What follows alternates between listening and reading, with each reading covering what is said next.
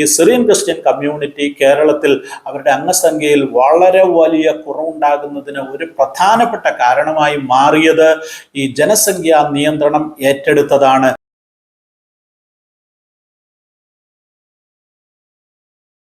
മാത്യു ശാമുവേൽ പറഞ്ഞതും പറയാത്തതും. ഇന്ത്യയിലെ പ്രമുഖ പത്രപ്രവർത്തകരിൽ ഒരാളായ ശ്രീ മാത്യു ശാമുവേൽ അദ്ദേഹത്തിന്റെ ചില വീഡിയോകളിലൂടെ കേരളത്തിൽ പെന്തക്കോസ്ത് സഭകൾ വൻ വളർച്ച നേടുന്നതിനെ കുറിച്ച്, ലോകമാസകലം പെന്തക്കോസ്ത് ഉണ്ടാക്കിയിരിക്കുന്ന സ്വാധീനത്തെക്കുറിച്ചൊക്കെ നിരന്തരമായി സംസാരിച്ചു കൊണ്ടേയിരിക്കുന്നു. അദ്ദേഹത്തിന്റെ വീഡിയോകളിൽ അദ്ദേഹം നടത്തിയ നിരീക്ഷണങ്ങളെ അടിസ്ഥാനമാക്കി ഞാൻ ഇതിനു മുൻപ് ഒരു വീഡിയോ ചെയ്തിരുന്നു. രണ്ട് പ്രധാനപ്പെട്ട കാര്യങ്ങളാണ് ശ്രീ മാത്യു ശാമുവേൽ അദ്ദേഹത്തിന്റെ നിരീക്ഷണങ്ങളിലൂടെ അവതരിപ്പിക്കുന്നത്. ഒന്നാമത്തെ കാര്യം, ലോകമെങ്ങും പെന്തക്കോസ്ത് അതിശക്തമായി വളർച്ച പ്രാപിക്കുന്നു. പെന്തക്കോസ്ത് സഭകൾക്ക് കേരളത്തിലും വലിയ വളർച്ച ഉണ്ടാകുന്നു. ഇന്ത്യയിലെ വിവിധ സ്റ്റേറ്റുകളിൽ പെന്തക്കോസ്ത് വളർച്ച പ്രാപിക്കുന്നു.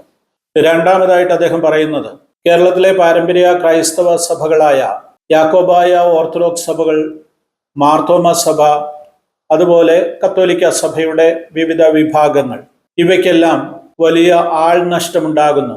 ഈ സഭകളിൽ നിന്നെല്ലാം ധാരാളം ആളുകൾ പെന്തക്കോസ്ത് വിശ്വാസം സ്വീകരിച്ച് പെന്തക്കോസ്ത് സഭകളിലേക്ക് പോകുന്നു. അതുകൊണ്ട് ഈ സഭകളെല്ലാം ക്ഷയിച്ചു വരുന്നു. ഈ രണ്ട് നിരീക്ഷണങ്ങളാണ് മാത്യു ശാമുവേൽ പ്രധാനമായിട്ട് മുന്നോട്ട് വെച്ചത്.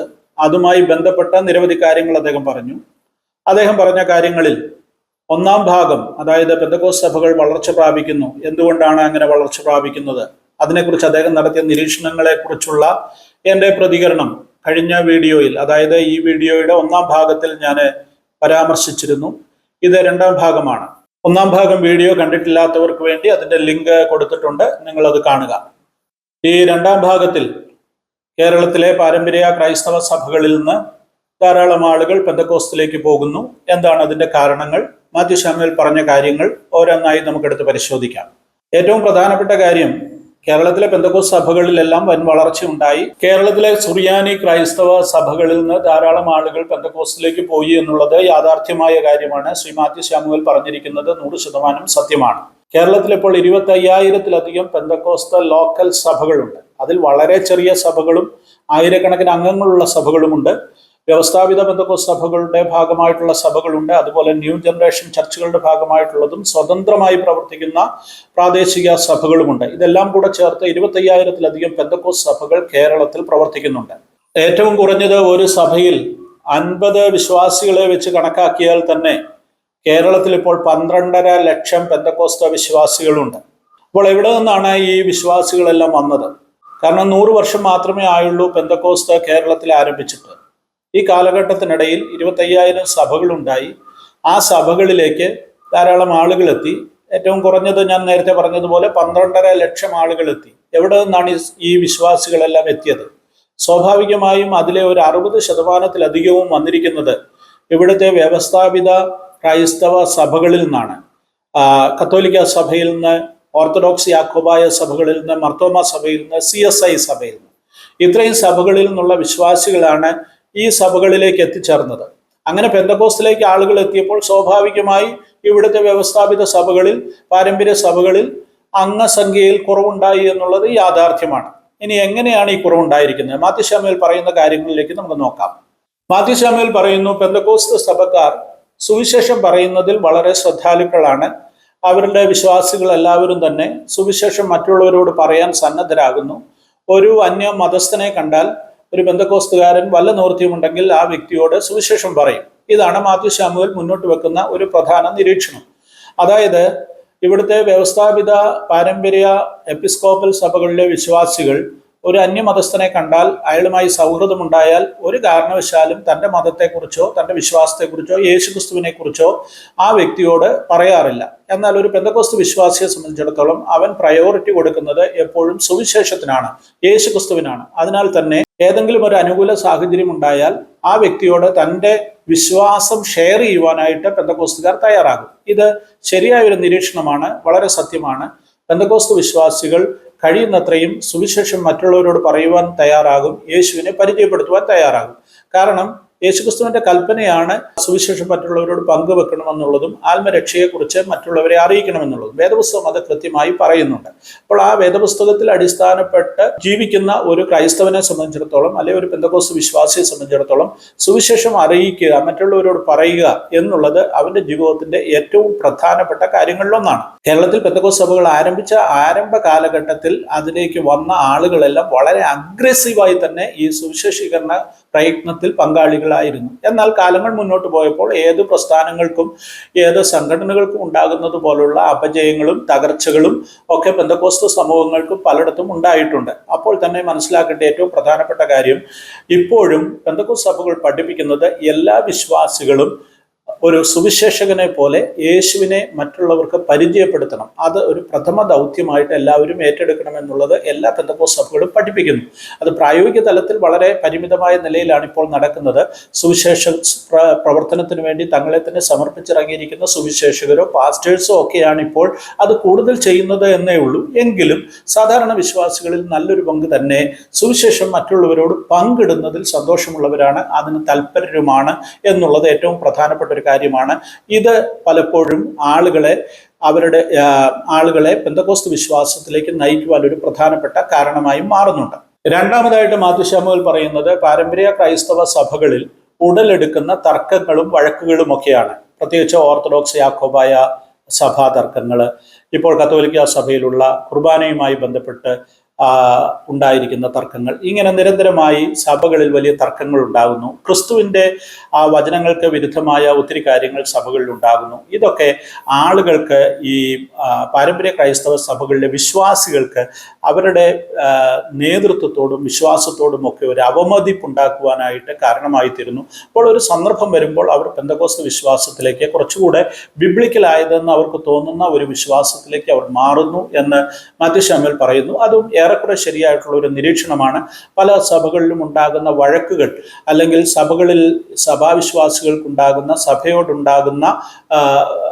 സഭയോട് വെറുപ്പുണ്ടാകത്തക്ക നിലയിലുള്ള സഭാ നടപടികളൊക്കെ പലപ്പോഴും അവരുടെ ഉള്ളിൽ ഒരു സഭയ്ക്കെതിരായ ഒരു മനോഭാവം സൃഷ്ടിക്കുന്നുണ്ട്. ആ മനോഭാവമുള്ള വ്യക്തികൾ പെന്തക്കോസ്ത് വിശ്വാസത്തെക്കുറിച്ച് അറിയുമ്പോൾ, അത് കേൾക്കുമ്പോൾ ഒക്കെ ചിലപ്പോൾ അതിനോട് അനുഭാവം പുലർത്തുകയും അതാണ് കുറച്ചുകൂടെ ബിബ്ലിക്കലായിട്ടുള്ളത് എന്ന് മനസ്സിലാക്കുകയും ഒക്കെ ചെയ്യുമ്പോൾ അതിലേക്ക് മാറാനായിട്ട് ഒരു സ്വാഭാവികമായ ഒരു പരിണിതിയായിട്ട് സംഭവിക്കാറുണ്ട്. അങ്ങനെയും ആളുകൾ പെന്തക്കോസ്ത് വിശ്വാസത്തിലേക്ക് വരുന്നു എന്നുള്ളത് യാഥാർത്ഥ്യമാണ്. മൂന്നാമത് കരിസ്മാറ്റിക് മൂവ്മെന്റിനെ കുറിച്ചാണ് മാത്യു ശാമുവേൽ പറയുന്നത്. കരിസ്മാറ്റിക് മൂവ്മെന്റ് ഇവിടെ കത്തോലിക്ക സഭയിൽ ഉടലെടുത്ത വലിയ ആത്മീയ മുന്നേറ്റമായിരുന്നു. കോട്ടയിലും മുരിങ്ങൂരിലും ഒക്കെ ധ്യാന കേന്ദ്രങ്ങൾ, 10,000-കണക്കിന് ആളുകളാണ് അവിടെയൊക്കെ എത്തി ധ്യാനമിരുന്നത്. അതെല്ലാം പെന്തക്കോസ്ത് അനുഭവങ്ങളാണ് അവിടെ വ്യക്തമായിരുന്നത്.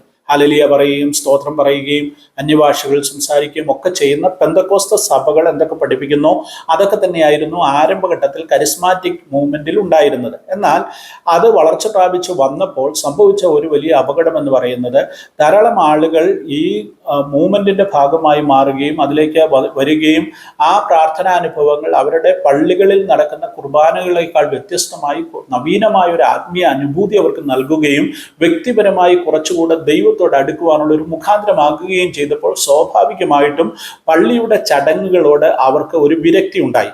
അങ്ങനെ വിരക്തി ഉണ്ടായ ആളുകൾ കുറച്ചുകൂടെ തങ്ങൾ അനുഭവിച്ച പുതിയ ആത്മീയ അനുഭവങ്ങളോട് ചേർന്ന് നിൽക്കുന്ന സഭ പെന്തക്കോസ്ത് സഭയാണെന്ന് മനസ്സിലാക്കുകയും ധാരാളം ആളുകൾ കരിസ്മാറ്റിക്കിലൂടെ പെന്തക്കോസ്തിലേക്ക് വരികയും ചെയ്തു. ഈ അപകടം തിരിച്ചറിഞ്ഞ കത്തോലിക്ക സഭ വളരെ വേഗം അതിനോട് പ്രതികരിച്ചു. അവർ ഈ കരിസ്മാറ്റിക് മൂവ്മെന്റുകളെ വളരെ ശക്തമായി നിയന്ത്രിക്കുവാൻ തുടങ്ങി. അങ്ങനെ നിയന്ത്രിച്ചതിന്റെ ഫലമായിട്ട് കത്തോലിക്ക സഭയുടെ ആചാരാനുഷ്ഠാനങ്ങളെല്ലാം തന്നെ ഈ കരിസ്മാറ്റിക് മൂവ്മെന്റുകളിലേക്ക് കൊണ്ടുവരുവാനായിട്ട് അവർക്ക് സാധിച്ചു. അങ്ങനെ മറിയയോടുള്ള പ്രാർത്ഥന, വിശുദ്ധന്മാരോടുള്ള പ്രാർത്ഥന, കൊന്ത ചൊല്ലല്, ഇങ്ങനെയുള്ള ബിബ്ലിക്കൽ അല്ലാത്ത അല്ലെങ്കിൽ വേദപുസ്തക അധിഷ്ഠിതമല്ലാത്ത പല ഉപദേശങ്ങളും ആചാരങ്ങളും ഈ കരിസ്മാറ്റിക്കിനകത്തേക്ക് കൊണ്ടുവരുവാനായിട്ട് കത്തോലിക്ക സഭ ശ്രമിച്ചു. വളരെ നിർബന്ധപൂർവം അത് നടപ്പിലാക്കുകയും ചെയ്തതോടുകൂടെ കരിസ്മാറ്റിക് എന്ന് പറയുന്ന ആ ആത്മീയ മുന്നേറ്റം കേരളത്തിൽ ഒരു മൃതപ്രായമായ അവസ്ഥയിലേക്ക് മാറ്റപ്പെട്ടു എന്നുള്ളതാണ് ഇപ്പോഴത്തെ ഒരു യാഥാർത്ഥ്യം. അപ്പോൾ ധാരാളം ആളുകൾ കരിസ്മാറ്റിക്കിലൂടെ പെന്തക്കോസ്തിലേക്ക് പോയി എന്നുള്ളത് യാഥാർത്ഥ്യമായ ഒരു നിരീക്ഷണമാണ്. അടുത്തതായിട്ട് മാത്യു ശാമുവേൽ പറഞ്ഞ ഒരു കാര്യം, സ്ത്രീകൾക്ക് പെന്തക്കോസ്ത് സഭകൾ വലിയ പ്രാധാന്യം നൽകുന്നു. ഇവിടുത്തെ പാരമ്പര്യ ക്രൈസ്തവ സഭകൾ നൽകുന്നതിനേക്കാൾ ജെൻഡർ ന്യൂട്രാലിറ്റി നടപ്പിലാക്കിയത് പെന്തക്കോസ്ത് സഭകളാണ്. ഏറെക്കുറെ ശരിയായിട്ടുള്ള ഒരു നിരീക്ഷണമാണത്. ഇവിടുത്തെ വ്യവസ്ഥാപിത ക്രൈസ്തവ സഭകൾ സ്ത്രീകൾക്ക് ഒരു പ്രാധാന്യവും ഇല്ലാത്ത ഒരു സമൂഹമായിട്ടാണ് മുന്നോട്ട് പോകുന്നത്. ആ കാര്യത്തിൽ അല്പമെങ്കിലും വ്യത്യാസമുള്ളത് നവീകരണ സഭയായ മാർത്തോമ സഭയിലാണ്. അവിടെയും ആത്മീയ ശുശ്രൂഷകളിലൊന്നും സ്ത്രീകൾക്ക് കാര്യമായ പങ്കാളിത്തമില്ല. എന്നാൽ മറ്റ് പല മേഖലകളിലും അവർക്ക് വലിയ പ്രവർത്തന സ്വാതന്ത്ര്യം നൽകിയിട്ടുള്ള ഒരു സഭയാണ് മാർത്തോമ സഭ. എന്നാൽ യാക്കോബായ ഓർത്തഡോക്സ് സഭകളിലും അതുപോലെ കത്തോലിക്ക സഭയിലും ഒക്കെ സ്ത്രീകൾക്ക് ഈ സഭാ പ്രവർത്തനങ്ങളിൽ കാര്യമായ പങ്കാളിത്തമൊന്നുമില്ല എന്നുള്ളതാണ് യാഥാർത്ഥ്യം. എന്നാൽ പെന്തക്കോസ്ത് സഭകളിലേക്ക് വരുമ്പോൾ പെന്തക്കോസ്ത് സഭകളും ഈ പാരമ്പര്യ ക്രൈസ്തവ സഭകളിൽ നിന്ന് വന്നവരും അവരൊക്കെ തന്നെയാണ് ഇതിന്റെ ലീഡേഴ്സ് എന്നുള്ളത് കൊണ്ട് അതിന്റെ ഒരു ബാക്കിപത്രം തന്നെയാണ് പെന്തക്കോസ്ത് സഭകൾ. അപ്പോൾ തന്നെ സ്ത്രീകൾക്ക് ആരാധനാ സ്വാതന്ത്ര്യവും അതുപോലെ തന്നെ ആത്മീയ ശുശ്രൂഷകളിൽ അവർക്ക് പങ്കാളിത്തവും ഒക്കെ നൽകുന്നതിൽ പെന്തക്കോസ്ത് സഭകൾ കുറച്ചുകൂടെ വിശാലത കാണിക്കുന്നു എന്നുള്ളതാണ് യാഥാർത്ഥ്യം. അത് സഭയുടെ വളർച്ചയ്ക്ക് അതൊരു പ്രധാന ഘടകമായോ എന്നെനിക്ക് ചോദിച്ചാൽ അതിനെക്കുറിച്ച് കൃത്യമായ നിരീക്ഷണം പറയുവാൻ എനിക്ക് സാധിക്കുന്നില്ല. പക്ഷേ മറ്റ് ക്രൈസ്തവ സഭകളെക്കാൾ കൂടുതൽ പെന്തക്കോസ്ത് സഭകളിൽ ആത്മീയ ശുശ്രൂഷകളിൽ സ്ത്രീകൾക്ക് പങ്കാളിത്തമുണ്ട് എന്നുള്ളത് യാഥാർത്ഥ്യമാണ്. എന്നാൽ ഞാൻ മറ്റൊരു കാര്യം പറയാം. കൊറിയയിലാണ് വളരെ പെട്ടെന്ന് പെന്തക്കോസ്ത് മുന്നേറ്റം ഉണ്ടായ മറ്റൊരു രാജ്യം. ആ രാജ്യത്ത് സഭാ വളർച്ചയ്ക്ക് ഏറ്റവും പ്രധാനപ്പെട്ട പങ്കാളിത്തം വഹിച്ചത് സ്ത്രീകളാണ്. ഞാൻ കൊറിയയിലെ പ്രധാനപ്പെട്ട പാസ്റ്റേഴ്സിൽ ഒരാളായിരുന്ന ലോകത്തിലെ ഏറ്റവും വലിയ സഭയുടെ ശുശ്രൂഷകൻ പാസ്റ്റർ പോൾ യോങ്കിച്ചോയെ കുറിച്ച് ഒരു ജീവചരിത്ര ഗ്രന്ഥം തയ്യാറാക്കുന്നതിന് വേണ്ടി അതിനെക്കുറിച്ചൊരു പഠനം നടത്തിയിരുന്നു. ആ പഠനത്തിൽ എനിക്ക് മനസ്സിലായ ഒരു കാര്യം, കൊറിയയിലെ യോങ്കിച്ചോയുടെ സഭ, ലോകത്തിലെ ഏറ്റവും വലിയ സഭ, ആ സഭയുടെ വളർച്ചയ്ക്ക് പ്രധാനപ്പെട്ട കാരണമായി മാറിയത് അവിടുത്തെ സ്ത്രീകളായിട്ടുള്ള സെൽ ലീഡേഴ്സാണ്. സെല്ലുകളായി തിരിച്ചിരിക്കുന്നു. 10 പേര് 15 പേരടങ്ങുന്ന സെല്ലുകളായിട്ട് സഭയെ തിരിച്ച് അതിൻ്റെ ലീഡർഷിപ്പിലേക്ക് സ്ത്രീകളെ കൊണ്ടുവന്നു എന്നുള്ളതാണ് യോങ്കിച്ചോയുടെ സഭയുടെ വളർച്ചയ്ക്ക് ഏറ്റവും പ്രധാന കാരണമായി മാറിയത്. ഈ സ്ത്രീകൾ വളരെ അഗ്രസീവായിട്ട് സുവിശേഷ പ്രവർത്തനങ്ങളിൽ പങ്കാളികളാകുകയും സഭാ വളർച്ചയ്ക്ക് അവർ പ്രധാനപ്പെട്ട കാരണമാകുകയും ചെയ്തു. ലോകമെങ്ങും ഇന്ന് ഏറ്റവും അധികം സുവിശേഷകരെ അയക്കുന്ന, മിഷണറിമാരെ അയക്കുന്ന ഒരു രാജ്യമാണ് സൗത്ത് കൊറിയ. ആ സൗത്ത് കൊറിയയിലെ ഏറ്റവും കൂടുതൽ മിഷണറി പ്രവർത്തനങ്ങൾക്ക് വേണ്ടി പോകുന്നത് സ്ത്രീകളാണ് എന്നുള്ളതും എടുത്തു പറയേണ്ടതാണ്. അപ്പോൾ കേരളത്തിലെ പെന്തക്കോസ്ത് സഭകൾ ഇതുവരെ തങ്ങളുടെ ശുശ്രൂഷ രംഗങ്ങളിലേക്ക് അല്ലെങ്കിൽ പാസ്റ്റേഴ്സായിട്ടൊന്നും സ്ത്രീകളെ അംഗീകരിച്ചിട്ടില്ല. എങ്കിൽ പോലും സ്ത്രീകൾക്ക് കുറച്ചുകൂടെ പ്രവർത്തന സ്വാതന്ത്ര്യം പെന്തക്കോസ്ത് സഭകളിൽ ലഭിക്കുന്നു എന്നുള്ളത് പ്രധാനപ്പെട്ട കാര്യമാണ്. അതുപോലെ സുവിശേഷീകരണ രംഗത്ത് അവർക്ക് ഏതറ്റം വരെയും പോകുവാനും പ്രവർത്തിക്കുവാനുമുള്ള സ്വാതന്ത്ര്യം പെന്തക്കോസ്ത് സഭകൾ നൽകുന്നു എന്നുള്ളതും എടുത്തു പറയേണ്ട കാര്യമാണ്. മാത്യു ശാമുവേൽ നടത്തുന്ന അടുത്ത നിരീക്ഷണം 8-10 വർഷങ്ങൾ കൊണ്ട് കേരളത്തിലെ എപ്പിസ്കോപ്പൽ സഭകൾ വലിയ തകർച്ച നേരിടുവാൻ പോകുകയാണ്. അദ്ദേഹത്തിന്റെ ആ നിരീക്ഷണത്തോട് എനിക്ക് യോജിപ്പില്ല. ഇവിടുത്തെ യാഥാസ്ഥിക ക്രൈസ്തവ സമൂഹം വളരെ ശക്തമാണ്. അവര് വലിയ സമ്പന്നമായ സഭകളാണ്. അതിന് വലിയ സാമൂഹ്യ അംഗീകാരമുള്ള സഭകളാണ്. ഈ സമൂഹത്തിന്റെ ഏറ്റവും പ്രധാനപ്പെട്ട ഭാഗമായി നിൽക്കുന്ന ഇവിടുത്തെ പാരമ്പര്യ ക്രൈസ്തവ സഭകൾ അങ്ങനെ പെട്ടെന്നൊന്നും തകർന്നു പോകത്തില്ല എന്നാണ് ഞാൻ ചിന്തിക്കുന്നത്. വലിയ ആത്മീയ ഉണർവ് ഈ പ്രസ്ഥാനങ്ങളിൽ ഉണ്ടാകുകയും അവിടെ ഒരു നവീകരണം ഉണ്ടാകുകയും ഒക്കെ ചെയ്താൽ വളരെ നല്ല കാര്യമായിരിക്കും. എന്നാൽ ഒന്നിച്ച് ആളുകൾ കൂട്ടമായി ആ സഭകൾ വിട്ടുപോകുകയും ഈ സഭകൾ തകർന്നു പോവുകയും ചെയ്യുമെന്നൊന്നും പറയുന്നതിൽ അർത്ഥമില്ല. ആ സഭകളൊക്കെ ഇങ്ങനെ തന്നെ കുറെ കാലം കൂടെ നിൽക്കുമെന്നുള്ളതിന് യാതൊരു സംശയവുമില്ല. അപ്പോൾ തന്നെ അവിടെ നിന്നൊക്കെ കുറെ ആളുകൾ പെന്തക്കോസ്ത് വിശ്വാസത്തിലേക്ക് പോകുമെന്നുള്ളതിനും യാതൊരു തർക്കവുമില്ലാത്ത കാര്യമാണ്. സഭകളിൽ ഇപ്പോൾ തന്നെ അംഗസംഖ്യ കുറഞ്ഞിരിക്കുന്നു. അത് വീണ്ടും കുറയും എന്നുള്ളതിനും യാതൊരു സംശയവുമില്ല. ഇനി മാത്യു ശാമുവേൽ പറയാത്ത ചില കാര്യങ്ങൾ കൂടെ ഇതുമായി ബന്ധപ്പെട്ട് ഞാൻ പറയുവാൻ താല്പര്യപ്പെടുന്നു. എന്തുകൊണ്ടാണ് പെന്തക്കോസ്ത് സഭകളിലേക്ക് ഇങ്ങനെ പാരമ്പര്യ ക്രൈസ്തവ സഭകളിൽ നിന്ന് ആളുകൾ പോകുന്നത്? അതിന് പ്രധാനപ്പെട്ട പല കാരണങ്ങളുണ്ട്. എല്ലാം വിശദീകരിക്കുന്നില്ലെങ്കിലും ചില കാര്യങ്ങൾ നിങ്ങളുടെ ശ്രദ്ധയിലേക്ക് കൊണ്ടുവരട്ടെ. ഇത് നവമാധ്യമങ്ങളുടെ കാലഘട്ടമാണ്. സോഷ്യൽ മീഡിയയിലൂടെ നടക്കുന്ന സുവിശേഷ പ്രചരണങ്ങൾ വളരെ ശക്തമാണ്. വേദപുസ്തകത്തെ കൂടുതൽ അടുത്തറിയുവാൻ എല്ലാവർക്കും അവസരം ലഭിക്കുന്നു. തങ്ങളുടെ വിരൽ തുമ്പൊന്ന് അമർത്തുമ്പോഴേക്ക് ഒരു ആത്മീയ സന്ദേശം ലഭിക്കുന്നു, അല്ലെങ്കിൽ ഒരു വേദ പഠനത്തിനുള്ള അവസരം ഉണ്ടാകുന്നു.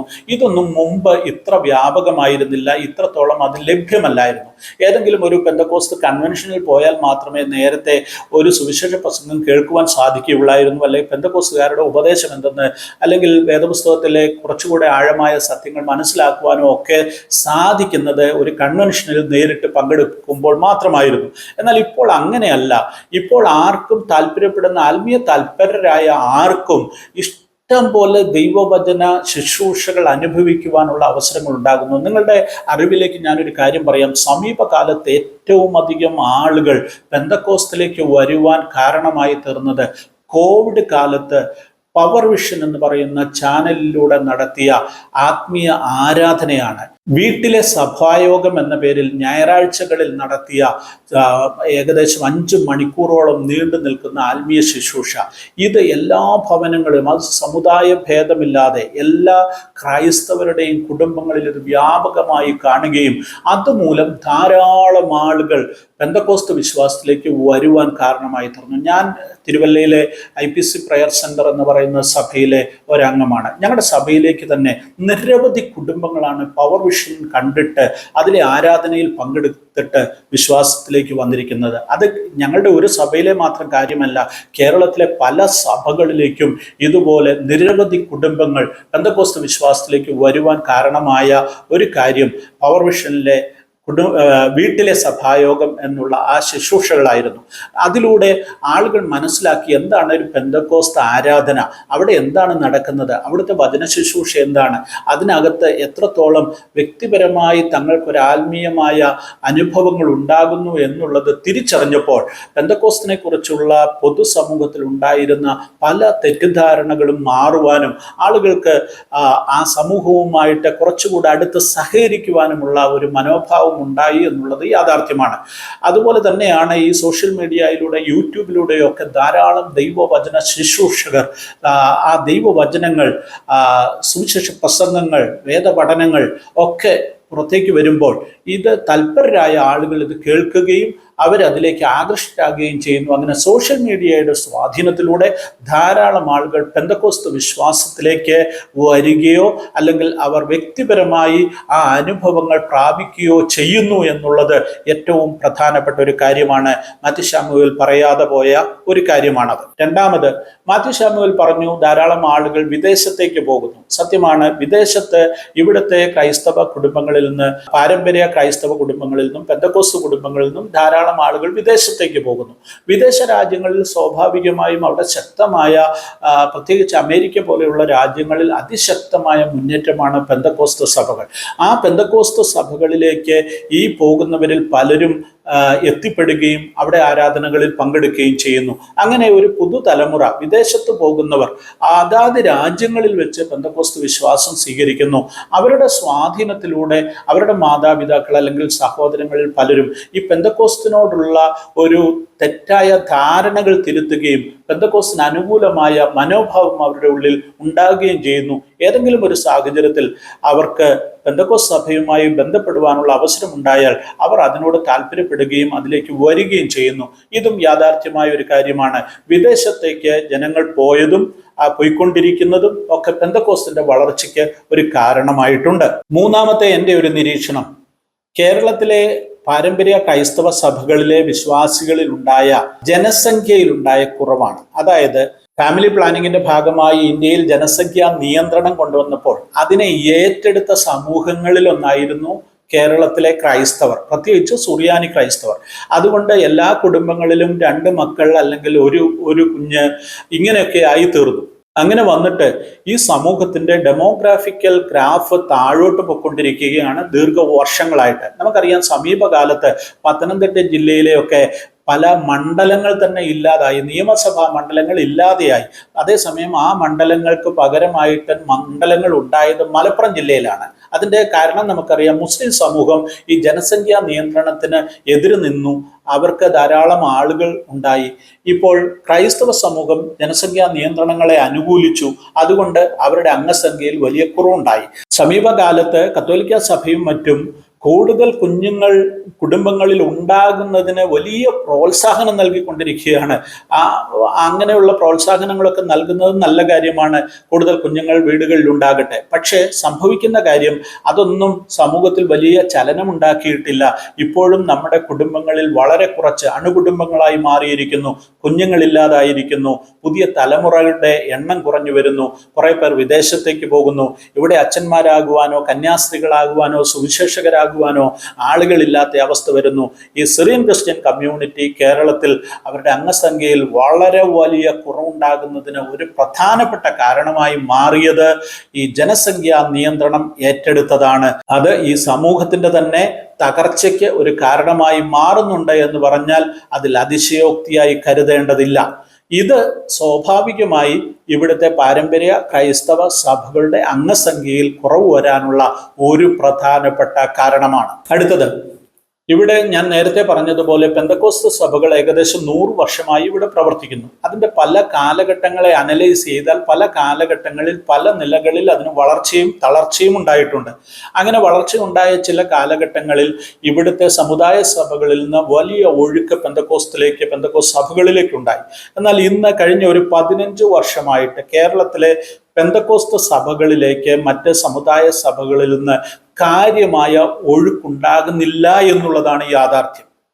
എന്താണ് അതിന് കാരണമെന്ന് ചോദിച്ചാൽ, ഇവിടെ കഴിഞ്ഞ 15-20 വർഷത്തിനിടയിൽ ധാരാളം ന്യൂ ജനറേഷൻ സഭകൾ ഉടലെടുത്തു. വ്യവസ്ഥാപിത പെന്തക്കോസ്ത് സഭകളല്ല, വ്യക്തികൾ ആരംഭിച്ചതോ അല്ലെങ്കിൽ ഒരു കൂട്ടം ആളുകൾ ചേർന്ന് ആരംഭിച്ചതോ ഒക്കെയായിട്ടുള്ള സ്വതന്ത്രമായ ന്യൂ ജനറേഷൻ സഭകൾ. അവർ കുറച്ചുകൂടെ മറ്റ് പെന്തക്കോസ്ത് സഭകളെക്കാൾ കുറെ കൂടെ ലിബറലായിട്ടാണ് കാര്യങ്ങളെ കൈകാര്യം ചെയ്യുന്നത്. പ്രത്യേകിച്ച് ആഭരണ വർജനം കേരളത്തിലെ വ്യവസ്ഥാപിത പെന്തക്കോസ്ത് സഭകളെല്ലാം ഇപ്പോഴും തുടർന്നു വരുന്ന ഒരു കാര്യമാണ്. ചിലയിടത്തൊക്കെ അതിന് ചെറിയ മാറ്റങ്ങൾ ഉണ്ടായിട്ടുണ്ടെങ്കിലും ഇപ്പോഴും ആഭരണ വർജനത്തിൽ ഉറച്ചു നിൽക്കുന്ന സഭകളാണ് കൂടുതലും. അങ്ങനെ വ്യവസ്ഥാപിത പെന്തക്കോസ്ത് സഭകൾ ആഭരണ വർജനത്തെ പ്രോത്സാഹിപ്പിക്കുമ്പോൾ ഇവിടെ സംഭവിക്കുന്നത് ഈ ന്യൂ ജനറേഷൻ സഭകൾ ആഭരണ വർജനത്തിന് ഒട്ടും പ്രാധാന്യം നൽകുന്നില്ല. ആഭരണം ഉപയോഗിച്ചുകൊണ്ട് അവരുടെ സഭകളിൽ അംഗങ്ങളാകുന്നതിന് ഒരു തടസ്സവുമില്ല. അപ്പൊ അങ്ങനെ വരുമ്പോൾ ഒരു സാമൂഹ്യമായ വേർതിരിവില്ലാതെ വേർപാടില്ലാതെ അവർക്ക് പുതിയ ആളുകൾക്ക് പെന്തക്കോസ്തിലേക്ക് അല്ലെങ്കിൽ ഇവരുടെ സഭകളിലേക്ക് വരുവാൻ സാധിക്കുന്നു. അങ്ങനെ വരുവാൻ സാധിക്കുന്നത് കൊണ്ട് ധാരാളം ആളുകൾ ഈ ന്യൂ ജനറേഷൻ സഭകളിലേക്കാണ് ഇപ്പോൾ എത്തിച്ചേരുന്നത്. അങ്ങനെ വളർച്ച പ്രാപിച്ച വലിയ ന്യൂ ജനറേഷൻ സഭകൾ കേരളത്തിലുണ്ട്. നമുക്കറിയാം, ഈ സമീപകാലത്ത് വിവാദമായ പാസ്റ്റർ ടിനു ജോർജിന്റെ സഭ, അതുപോലെ കോട്ടയത്തെ തങ്കു ബ്രദറിന്റെ സഭ, ഇങ്ങനെയൊക്കെയുള്ള നിരവധി മെഗാ ചർച്ചുകൾ കേരളത്തിൽ പ്രവർത്തിക്കുന്നുണ്ട്. ഈ പല സഭകൾക്കും പല ഔട്ട് സ്റ്റേഷൻസും പല പ്രാദേശിക സഭകളും ഒക്കെയായി ഇത് ലോകവ്യാപകമായി വളർന്നുകൊണ്ടേയിരിക്കുകയാണ്. മാത്രവുമല്ല, നമ്മൾ കേട്ടിട്ടും കണ്ടിട്ടും ഇല്ലാത്ത ആയിരക്കണക്കിന് സ്വതന്ത്ര ന്യൂ ജനറേഷൻ കൂട്ടായ്മകൾ കേരളത്തിൽ പ്രവർത്തിക്കുന്നുണ്ട്. അങ്ങനെ ദിനം തോറും പുതിയ സഭകൾ ഉണ്ടാകുന്നു. ഞാൻ പാർക്കുന്നത് തിരുവല്ല പട്ടണത്തിലാണ്. തിരുവല്ലയിൽ രാവിലെ 6 മണിക്ക് നമ്മൾ തിരുവല്ല സിറ്റിയിലൂടെ നടക്കുവാൻ ഇറങ്ങിയാൽ അല്ലെങ്കിൽ തിരുവല്ല സിറ്റിയിലൂടെ യാത്ര ചെയ്യുകയാണെങ്കിൽ പല കെട്ടിടങ്ങളിൽ നിന്നും പല ഫ്ലാറ്റുകളിൽ നിന്നും അല്ലെങ്കിൽ ഓഡിറ്റോറിയങ്ങളിൽ നിന്നുമൊക്കെ വെളുപ്പിനെ മുതൽ ആരാധനയുടെ ശബ്ദങ്ങൾ, പാട്ടിൻ്റെ ശബ്ദങ്ങളൊക്കെ നമുക്ക് കേൾക്കുവാൻ സാധിക്കും. ഇതൊക്കെ എവിടെ നിന്ന് വരുന്നു എന്താണെന്ന് അന്വേഷിച്ചാൽ ഒരു ബോർഡുമില്ല, പേരുമില്ലാത്ത ധാരാളം കൂട്ടായ്മകൾ, പുതിയ ന്യൂ ജനറേഷൻ സഭകൾ ഇവിടെയെല്ലാം ഉടലെടുത്തു. ഈ മധ്യ തിരുവിതാംകൂറിലെ എല്ലാ പട്ടണങ്ങളിലും ഇതുപോലെ നിരവധി ആത്മീയ കൂട്ടായ്മകൾ ഉടലെടുത്തിരിക്കുന്നു. അപ്പോൾ ബോർഡുകളില്ലാതെ പേരുകളില്ലാതെ ഒക്കെ ഉണ്ടായിരിക്കുന്ന ഈ കൂട്ടായ്മകൾ അല്ലെങ്കിൽ ഈ ന്യൂ ജനറേഷൻ സഭകൾ, അവിടെയൊക്കെ ധാരാളം ആളുകൾ വിശ്വാസത്തിലേക്ക് വരുന്നു, പെന്തക്കോസ്തിലേക്ക് വരുന്നു. പല വ്യവസ്ഥാപിത പെന്തക്കോസ്ത് സഭകളുമായി പല കാര്യങ്ങളിലും അഭിപ്രായ വ്യത്യാസങ്ങൾ ഉണ്ടെങ്കിലും അടിസ്ഥാനപരമായി ഇവരെല്ലാം പെന്തക്കോസ്ത് കൂട്ടായ്മകളാണ്, ഇവരെല്ലാം പെന്തക്കോസ്ത് ആശയങ്ങളാണ് പറയുന്നത് എന്നുള്ളതാണ് യാഥാർത്ഥ്യം. അപ്പോൾ ഈ സഭകളിലേക്കാണ് ഇവിടുത്തെ സമുദായ സഭകളിൽ നിന്ന്, എപ്പിസ്കോപ്പൽ സഭകളിൽ നിന്ന് കൂടുതൽ ആളുകളും പോയിരിക്കുന്നത് എന്നുള്ളത് ഏറ്റവും പ്രധാനപ്പെട്ട കാര്യമാണ്. മാത്യു ശാമുവേൽ പറഞ്ഞ പല കാര്യങ്ങൾക്കും പല നിരീക്ഷണങ്ങൾക്കും മറുപടി പറയേണ്ടതുണ്ട്, അല്ലെങ്കിൽ അതിനോടെല്ലാം കൂട്ടിച്ചേർത്ത് പലതും പറയേണ്ടതുണ്ടെങ്കിലും ഞാൻ ഈ വീഡിയോ ദീർഘമായി പോകുന്നത് കൊണ്ട് ഞാൻ ചുരുക്കട്ടെ. മാത്യു ശാമുവേൽ ഉപയോഗിക്കുന്ന ഒരു വാക്കാണ് ക്രിപ്റ്റോ ക്രിസ്ത്യൻസ്. അതായത് മറ്റ് സമുദായത്തിൽ നിലനിൽക്കുകയും തങ്ങളുടെ വ്യക്തിത്വം അവിടെ നിലനിർത്തുകയും ചെയ്യുമ്പോൾ തന്നെ മറ്റൊരു മതത്തിലോ മറ്റൊരു സമുദായത്തിലോ തങ്ങളുടെ വ്യക്തിത്വം നിലനിർത്തിക്കൊണ്ട് തന്നെ വിശ്വാസപരമായി പെന്തക്കോസ്തിലേക്കോ ക്രൈസ്തവരോ ആയി മാറിയിരിക്കുന്ന ആളുകൾ. അവരവരുടെ പേരുകൾ മാറ്റുന്നില്ല, അവരുടെ ഐഡന്റിറ്റി ഒന്നും ചേഞ്ച് ചെയ്യുന്നില്ല, പക്ഷെ വിശ്വാസം മാത്രം മാറ്റിയിരിക്കുന്നു. വേറൊരു അർത്ഥത്തിൽ പറഞ്ഞാൽ അവർ രഹസ്യ ക്രിസ്ത്യാനികളായിരിക്കുന്നു. ഇങ്ങനെയുള്ള ധാരാളം ആളുകളുണ്ട്. അദ്ദേഹം പറയുന്നത് വളരെ എക്സാജറേറ്റഡ് ആയിട്ടുള്ള കണക്കുകളാണ്. തമിഴ്നാട്ടിൽ നാട്ടിൽ 60% സിനിമാക്കാര് ഇങ്ങനെ ക്രിപ്റ്റോ ക്രിസ്ത്യൻസ് ആണ് എന്നൊക്കെ അദ്ദേഹം പറയുന്നു. അതൊന്നും നമുക്ക് വിശ്വസിക്കുവാൻ പോലും സാധിക്കുന്ന കാര്യമല്ല. എന്നാൽ അദ്ദേഹം പറയുന്നതിനെ ഞാൻ അങ്ങനെ തള്ളിക്കളയുന്നുമില്ല. ധാരാളം ആളുകൾ രഹസ്യമായി ക്രിസ്തുവിനെ സ്നേഹിക്കുകയും ക്രിസ്തുവിനെ ആരാധിക്കുകയും ചെയ്യുന്നുണ്ട്. അവരവരുടെ ഐഡന്റിറ്റി നിലനിർത്തുമ്പോൾ തന്നെ അവർ ക്രിസ്തുവിനെ ആരാധിച്ചുകൊണ്ട് വിശ്വാസപരമായ ഒരു മാറ്റം ഉണ്ടാക്കിയിട്ടുണ്ട്. പല കാരണങ്ങളാൽ ഇന്ന് ആളുകൾ തങ്ങളുടെ പേരുകൾ മാറ്റുവാൻ തയ്യാറാകുന്നില്ല. അങ്ങനെ പഴയ പേരുകൾ, തങ്ങളുടെ പഴയ മതത്തിലെ പേരുകളൊക്കെ അവർ നിലനിർത്തുന്നു എന്നുള്ളതും യാഥാർത്ഥ്യമാണ്. പ്രത്യേകിച്ച് കേരളത്തിൽ ഈഴവ സമൂഹത്തിൽ നിന്നാണ് ഏറ്റവും അധികം ആളുകൾ പെന്തക്കോസ്തിലേക്ക് വന്നിരുന്നത്. ആദ്യ കാലഘട്ടങ്ങളിലൊക്കെ ഇങ്ങനെ വരുന്നവര് തങ്ങളുടെ പേര് മാറ്റി ഒരു ക്രിസ്ത്യൻ പേര് സ്വീകരിക്കുമായിരുന്നു. പിന്നെ കുറച്ചു കാലം കഴിഞ്ഞപ്പോൾ അവരുടെ പേരിനോട് ചേർത്ത് പോളെന്നോ ദാനിയേലെന്നോ ഒക്കെ ചേർത്ത് അതിനെ ഒന്ന് പരിഷ്കരിച്ച ക്രൈസ്തവ നാമമാക്കി മാറ്റുമായിരുന്നു. എന്നാൽ ഇപ്പോൾ വന്നിട്ട് ആരും അവരുടെ പേരുകൾ എന്ത് ചെയ്യുന്നില്ല, മാറ്റുന്നില്ല എന്നുള്ളത് യാഥാർത്ഥ്യമാണ്. അവരവരുടെ പേരിൽ തുടരുന്നു. അപ്പോൾ തന്നെ ഈ രഹസ്യ ക്രിസ്ത്യാനി ആയിരിക്കുക എന്ന് പറയുന്നത് നമുക്ക് അവരുടെ എണ്ണം കണ്ടുപിടിക്കുവാനോ അവരാരൊക്കെയാണെന്ന് പറയുവാനോ അതിൻ്റെ അളവ് കണ്ടെത്തുവാനോ ഒന്നും നമുക്ക് സാധിക്കത്തില്ല. അത് യാഥാർത്ഥ്യമാണ്. എല്ലാ സമൂഹത്തിലും ക്രിസ്തുവിനെ ആരാധിക്കുന്നവരും രഹസ്യമായിട്ട് ആ വിശ്വാസം വെച്ച് പുലർത്തുന്നവരും ഉണ്ടായേക്കാം. അത് യാഥാർത്ഥ്യമായ ഒരു കാര്യമാണ്. എന്നാൽ ഈ പറയുന്നത് പോലെ ഒരു മാസമായിട്ട് ഇങ്ങനെ ലക്ഷക്കണക്കിന് ആളുകൾ ഒന്നിച്ച് അങ്ങനെ രഹസ്യ ക്രിസ്ത്യാനികളായിരിക്കുന്നു എന്ന് പറയുന്നതിലും അർത്ഥമൊന്നുമില്ല. അതും എത്രത്തോളം യാഥാർത്ഥ്യമാണെന്ന് ചിന്തിക്കേണ്ടിയിരിക്കുന്നു. അടുത്ത അദ്ദേഹത്തിന്റെ മറ്റൊരു നിരീക്ഷണം, ലോകമെങ്ങും ക്രൈസ്തവ സഭ ഇന്ന് നിലനിൽക്കുന്നത് ഈ പെന്തക്കോസ്ത് മുന്നേറ്റം ഉണ്ടായതുകൊണ്ടാണ്. അല്ലെങ്കിൽ ഈ ക്രൈസ്തവ മതം വളരെ ശുഷ്കമായൊരു മതമായി മാറ്റപ്പെട്ടു പോകുമായിരുന്നു, ക്ഷയിച്ചു പോകുമായിരുന്നു എന്ന് അദ്ദേഹം പറയുന്നു. അദ്ദേഹം പറയുന്നത് ഏറെക്കുറെ കൃത്യമായ ഒരു കാര്യമാണ്. കാരണം ലോകമെങ്ങും പെന്തക്കോസ്ത് കഴിഞ്ഞ നൂറ്റാണ്ടിൽ ആരംഭിച്ച പെന്തക്കോസ്ത് മുന്നേറ്റം അതിശക്തമായി വളർച്ച പ്രാപിക്കുകയാണ്. നമ്മൾ മനസ്സിലാക്കേണ്ട ഏറ്റവും പ്രധാനപ്പെട്ട കാര്യം, കത്തോലിക്ക സഭ ഇന്ന് 80-100 കോടി ജനങ്ങൾ ഉണ്ടെന്ന് പറയുമ്പോൾ മാത്യു ശാമുവേൽ പറയുന്നു വെറും 15 കോടി ആളുകൾ മാത്രമേ കത്തോലിക്ക സഭയിൽ ഇപ്പോൾ ഉള്ളൂ എന്നാണ്. അത് അത്രത്തോളം യാഥാർത്ഥ്യമാണെന്ന് എനിക്കറിയത്തില്ല. എന്നാൽ ഒരു കാര്യം ഞാൻ പറയാം, കത്തോലിക്ക സഭയുടെ ശക്തി കേന്ദ്രങ്ങളായിരുന്ന ലാറ്റിൻ അമേരിക്കൻ രാജ്യങ്ങൾക്കുണ്ടായ മാറ്റം നമ്മൾ ചിന്തിക്കുന്നതിനപ്പുറമാണ്. ഉദാഹരണം ബ്രസീൽ തന്നെ എടുക്കുക. കത്തോലിക്ക സഭയുടെ 40% മെമ്പേഴ്സ് ബ്രസീലിൽ മാത്രമാണുള്ളത്. എന്നാൽ ആ 40% മെമ്പേഴ്സിൽ നല്ലൊരു പങ്കും ഇപ്പോൾ പെന്തക്കോസ്ത് വിശ്വാസികളാണ് എന്നുള്ളതാണ് യാഥാർത്ഥ്യം. ലാറ്റിൻ അമേരിക്കയിലെ മറ്റ് രാജ്യങ്ങളായ അർജന്റീന, പെറു, ചിലി, മെക്സിക്കോ ഇങ്ങനെയുള്ള രാജ്യങ്ങളെല്ലാം തന്നെ പെന്തക്കോസ്തിനെ സ്വീകരിച്ചു കഴിഞ്ഞു. വലിയ മാറ്റം ആ നിലയിലെല്ലാം ലോകമെങ്ങും ക്രൈസ്തവ സമൂഹത്തിൽ ഉണ്ടായിരിക്കുന്നു. അത് യാഥാർത്ഥ്യമായ കാര്യമാണ്. ഈ പറയുന്ന സൗത്ത് കൊറിയ പോലെ ഉണ്ടായ രാജ്യങ്ങളിലുണ്ടായ മാറ്റങ്ങളും നമ്മൾ മനസ്സിലാക്കേണ്ടതുണ്ട്. പെന്തക്കോസ്തിന് ആഗോളതലത്തിലുണ്ടായ വളർച്ച ക്രൈസ്തവ സമൂഹത്തിന്റെ തന്നെ നിലനിർപ്പിന്റെ ഒരു പ്രധാന ഘടകമായി മാറി എന്നുള്ളത് യാഥാർത്ഥ്യമാണ്. ഇങ്ങനെ മാത്യു ശാമുവേലിന്റെ നിരീക്ഷണങ്ങൾ, കണ്ടെത്തലുകൾ ഒക്കെ കൂടുതൽ ചർച്ച ചെയ്യപ്പെടേണ്ടതാണ്. പല വിഷയങ്ങൾ അദ്ദേഹം വളരെ വിശാലമായി പറഞ്ഞിട്ടുള്ള കാര്യങ്ങളുണ്ട്. ഇനിയും ചർച്ച ചെയ്യപ്പെടേണ്ട കാര്യങ്ങളുണ്ട്. മറ്റു അവസരത്തിൽ അങ്ങനെ ആവശ്യമായി വന്നാൽ ആ വിഷയങ്ങൾ കൂടെ ചർച്ച ചെയ്യാം. ഈ വിഷയങ്ങളൊക്കെ ഞാൻ പറഞ്ഞത് എൻ്റെ വ്യക്തിപരമായ അഭിപ്രായങ്ങളാണ്. മാത്യു ശാമുവേൽ പറഞ്ഞതിനോട് ആഡ് ചെയ്ത് പറഞ്ഞു എന്നുള്ളത് മാത്രമേ ഉള്ളൂ. ഒരു കാലഘട്ടത്തിൽ പെന്തക്കോസ്ത് വളരെ ശുഷ്കമായിരുന്നു, ഏറ്റവും എതിർക്കപ്പെട്ടതും തെറ്റിദ്ധരിക്കപ്പെട്ടതുമായ ഒരു സമൂഹമായിരുന്നു. എന്നാൽ ഇന്ന് പെന്തക്കോസ്ത് അതിശക്തമായ വളർച്ച നേടുന്ന ഒരു ക്രൈസ്തവ സമൂഹമായി മാറ്റപ്പെട്ടിരിക്കുന്നു. ആത്മീയമായി മുന്നേറിയ അനുഭവങ്ങൾ ആഗ്രഹിക്കുന്നവർ ഈ സമൂഹത്തിലേക്ക് എത്തിച്ചേർന്നുകൊണ്ടിരിക്കുന്നു. വലിയ മാറ്റം സമൂഹത്തിൽ ഉണ്ടാക്കുന്നു. ഒരു കാര്യം കൂടെ പറഞ്ഞ് ഞാൻ അവസാനിപ്പിക്കട്ടെ. മാത്യു ശാമുവേൽ പറയാത്ത ഒരു കാര്യമാണ്, ഈ സമൂഹത്തിൽ പെന്തക്കോസ്ത് എന്ത് സംഭാവനയാണ് നൽകിയത്? അതും കൂടെ നമ്മൾ ചിന്തിക്കണ്ടേ.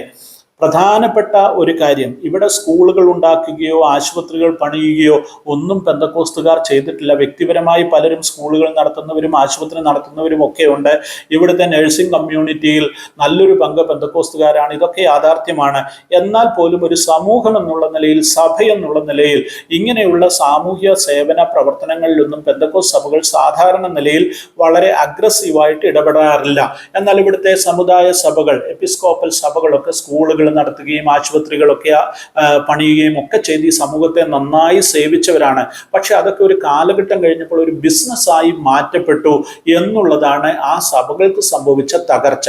എന്നാൽ പെന്തക്കോസ്തിനെ സംബന്ധിച്ചിടത്തോളം അത്തരം സ്ഥാപനങ്ങളോ ബിസിനസ്സുകളോ ഒന്നും പെന്തക്കോസ്ത് സഭകൾക്കില്ല എന്നുള്ളത് ഈ സഭയുടെ വളർച്ചയ്ക്ക് ഒരു സഹായകരമായ ഒരു ഘടകം കൂടിയാണെന്ന് നിങ്ങൾ തിരിച്ചറിയുക.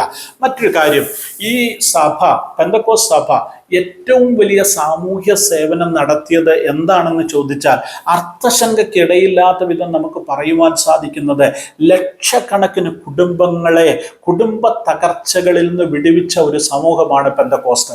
മദ്യപാനത്തിന്റെ ബന്ധനത്തിൽ നിന്ന് ലക്ഷക്കണക്കിന് ആളുകളെ വിടുവിച്ച ഒരു സമൂഹമാണ് പെന്തക്കോസ്ത്. അവരുടെ ജീവിതത്തെ മാറ്റിമറിച്ചു, നല്ല കുടുംബങ്ങളാക്കി മാറ്റി, നല്ല വ്യക്തികളാക്കി മാറ്റി, ഈ രാജ്യത്തിന് പ്രയോജനമുള്ള പൗരന്മാരാക്കി പതിനായിരങ്ങളെ ലക്ഷങ്ങളെ മാറ്റിമറിച്ച ഒരു പ്രസ്ഥാനമാണ്, ഒരു ആത്മീയ പ്രസ്ഥാനമാണ് പെന്തക്കോസ്ത് എന്ന് തിരിച്ചറിയുക. മദ്യപാനത്തിനെതിരായിട്ട് ഇവിടെ മദ്യവർജന പ്രസ്ഥാനങ്ങൾ നടത്തിയ എത്രയോ പോരാട്ടങ്ങളും സമരങ്ങളും പ്രവർത്തനങ്ങളുമുണ്ട്.